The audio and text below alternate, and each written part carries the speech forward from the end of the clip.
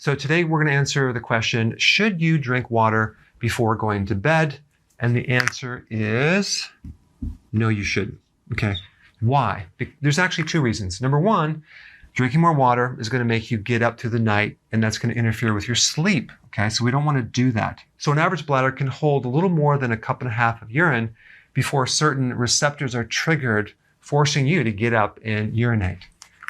And there are people that have to get up through the night and urinate for other reasons, because if you're a diabetic, it's going to increase urinary frequency. If you're taking diuretics, that's going to do it. If you have a prostate problem, and by the way, as a side note, if you have a prostate problem, just avoid dairy and see if your prostate problem gets a lot better, because you may have prostatitis, which is an inflammatory condition which could be triggered by dairy. But that's a separate video.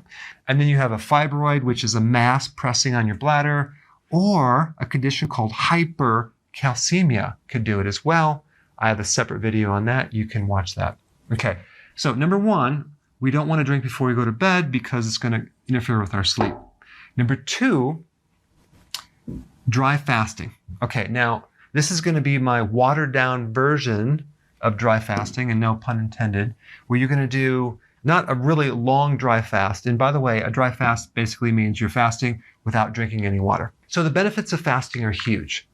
But when you do dry fasting, they're enhanced even more.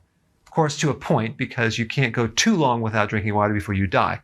But what happens when you do fasting is it triggers certain types of survival mechanisms that actually then cause this adaptation and these great survival benefits that occur. And doing a dry fast also helps that. So my recommendation is to not drink past, let's say, 6 or maybe 7 o'clock at night. And that will give you a good enough time to be able to empty your bladder, let's say 1.5 hours later, and then maybe one more time before you go to bed, and then you'll get the benefits of the sleep, plus the benefits of some dry fasting, okay? Because you're doing a version of this. You're not going 24 hours. You can drink in the next day, but it is a mini version of dry fasting to a certain degree, so it will give you some benefits. And also realize that your body can actually turn some of this fat into water. So when you're burning fat, you are releasing some water as well. All right, guys, I wanted to keep this really quick. I'll see you in the next video. So if you want more knowledge on how to create a healthy body, subscribe now and get daily notifications. Daily notifications, that sounds weird. Well, I'll just remind you on a daily basis. How about that?